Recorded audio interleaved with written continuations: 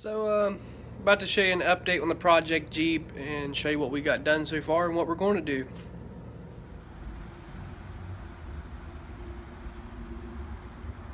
So as you can see, we went ahead and changed both the doors. Yes, they do need painted because the guy before me painted them with dollar store paint or something. But we did get the rear end in. The 8 1/4 is in and it's doing really well. Another thing, I went ahead and actually, all this trash, dude. Live like a pig, man.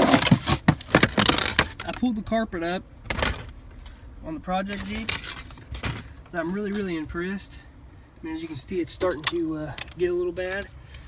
The carpet was sopping wet, where it's been in the mud, and I mean the top layer, like this layer, was dry.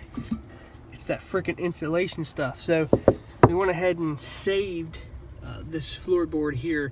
This one's the best one out of them all. As you can see, there's a little hole there. There will be videos how to patch your floorboard with just sheet metal from Tractor Supply instead of buying a whole floor pan.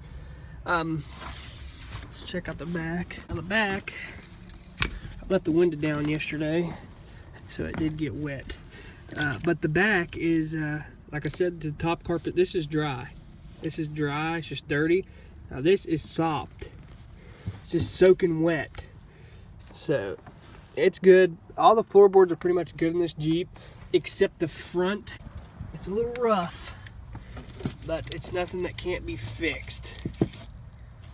As you can see, there's a hole here, which it's still pretty solid yet, so I'll be able just to cut this out and cut this out, and that's it. That's the only holes in this Jeep. The unibody's mint, the other floorboard's mint.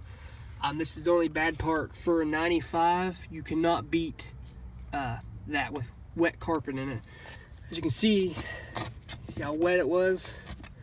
It's just unreal how wet carpet is. It was even wet up here. So I need to go ahead and just finish tearing it all out, because I see under the seats still good, and I went ahead and used the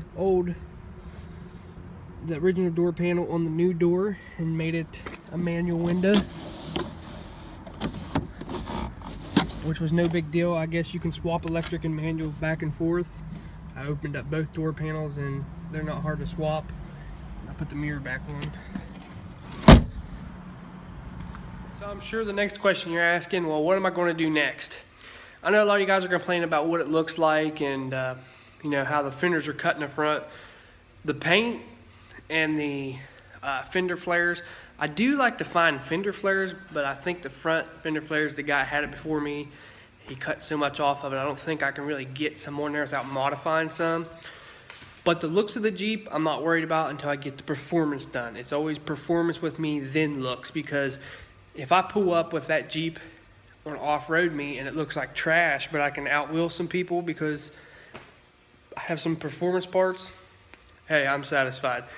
But we did get the 8 1/4 in this past week, and we did get 2 door swaps and 2 doors swapped, and the bolts, the regular bolts in it.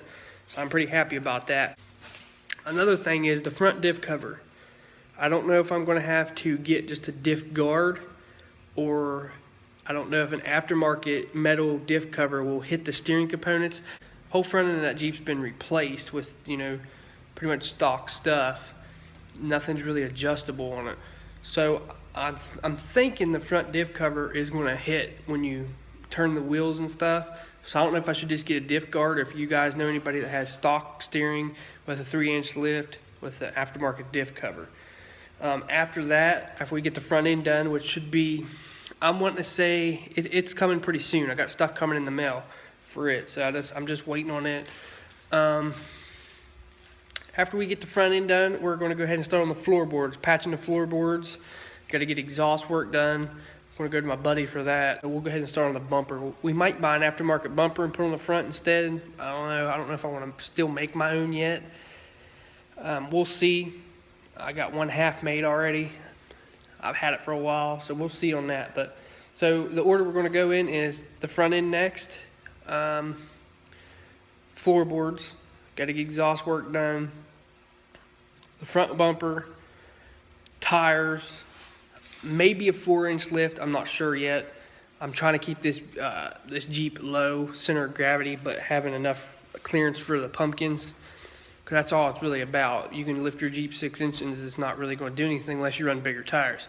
But we're going to cut and fold the rear quarter pan or the rear fender wells too. So I went ahead and cut the I went ahead and took the fender flare off.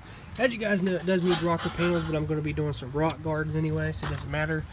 There is some rot and some putty here, so hopefully I can get this cut and get it cut and folded. I'm wanting to cut and fold it, so we'll see how this goes. What you want to do is just keep cutting it like in pie cuts, and you want to get real thin right in here so you can pound it in easier. I like just to go to this line right here. It's kind of a smooth line after that.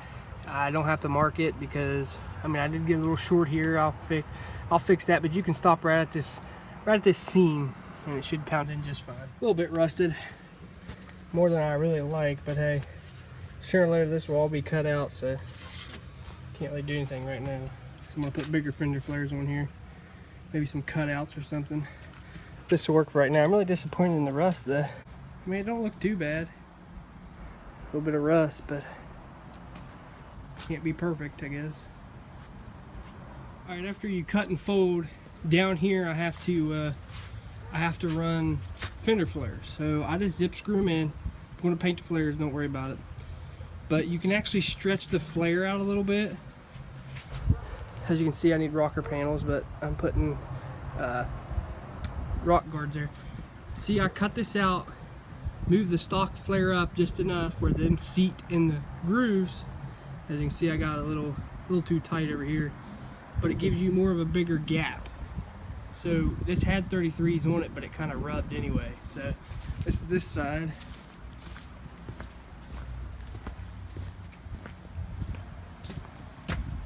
And this is this side. You can tell a big difference.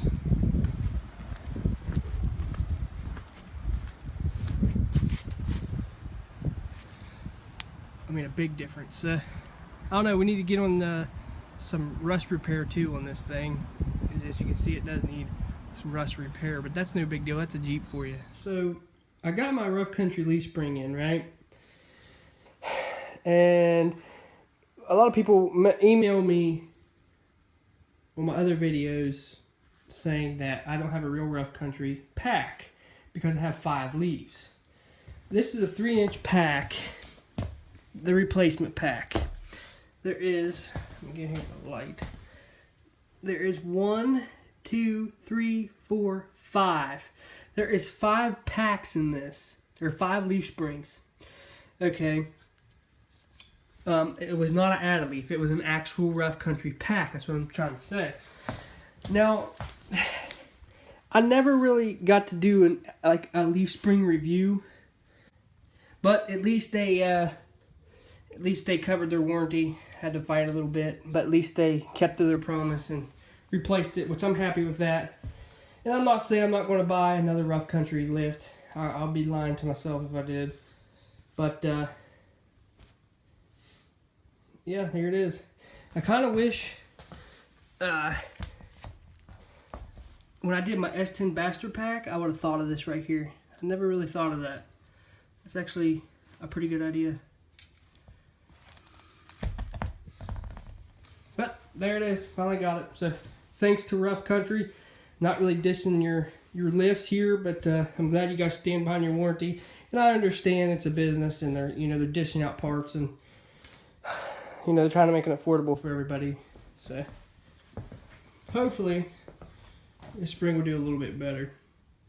Not hating, just stating the facts. This leaf spring looks a lot better than the other one, because I remember when we bought the other one about 7 months ago, the leaf spring just looked kind of funny anyway. It kind of looked like it was bent up here on the eye. I think that's why it might have broke. But hey, thanks Rough Country for spotting us. I appreciate it. But just keep on subscribing and stay tuned. I'm really loving the subscriber count that I'm getting. I'm glad people are interested in these videos. So make sure you like this video. If you ain't subscribed, make sure you subscribe down below. Go check out treadright.com. That was just a little update on the Jeep and where it's at. And the rear end was doing great. If you ain't checked out the build on that, go ahead and go back. There's a playlist. You can start from the first video all the way to the last. It's like an hour and 15 minutes long, so I hope you enjoy it. I'm Cherokee Ronnie. Stay dirty, my friends.